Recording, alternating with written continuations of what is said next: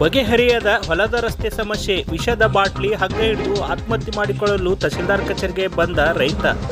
ಕೂಡಲೇ ಎಚ್ಚೆತ್ತು ರೈತನ ಸಮಸ್ಯೆ ಬಗೆಹರಿಸಲು ಮುಂದಾದ ತಹಸೀಲ್ದಾರ್.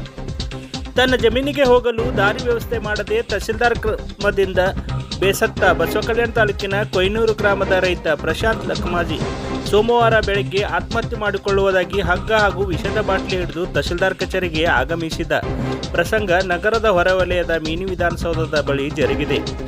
ನಮ್ಮ ಸಮಸ್ಯೆ ಬಗೆಹರಿಸುವವರೆಗೆ ಈ ಸ್ಥಳದಿಂದ ಕದಲುವುದಿಲ್ಲ ಎಂದು ಹಠ ಹಿಡಿದ ರೈತ, ಇಲ್ಲದಿದ್ದರೆ ತಹಸೀಲ್ದಾರ್ ಹೆಸರಿಗೆ ಚಿಟ್ಟಿ ಬರೆದು ನೇಣಿಗೆ ಶರಣಾಗುತ್ತೇನೆ ಎಂದು ಮಾಧ್ಯಮಗಳ ಎದುರು ಆಕ್ರೋಶ ವ್ಯಕ್ತಪಡಿಸಿರುವುದನ್ನು ಅರಿತ ಅಧಿಕಾರಿಗಳು ಮನನೊಂದ ರೈತನ ಸಮಸ್ಯೆ ಬಗೆಹರಿಸಲು ತಕ್ಷಣ ಕ್ರಮಕ್ಕೆ ಎಚ್ಚೆತ್ತ ತಹಸೀಲ್ದಾರ್ ದತ್ತಾತ್ರೇಯ ಗಾದ ದಾರಿ ಸಮಸ್ಯೆ ಪರಿಹಾರಕ್ಕಾಗಿ ತಕ್ಷಣ ಕ್ರಮ ಕೈಗೊಳ್ಳುವಂತೆ ಕೆಲ ಹಂತದ ಅಧಿಕಾರಿಗಳಿಗೆ ಆದೇಶ ಜಾರಿಗೊಳಿಸಿದರು.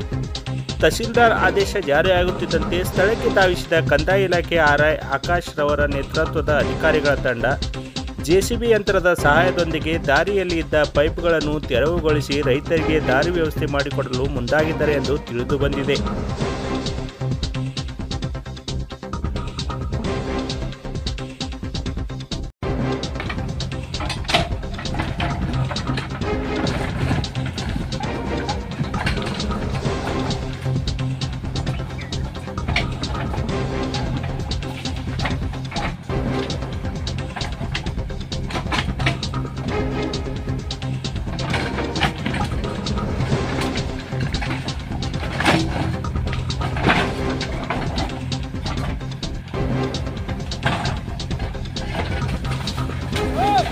ಹಲೋ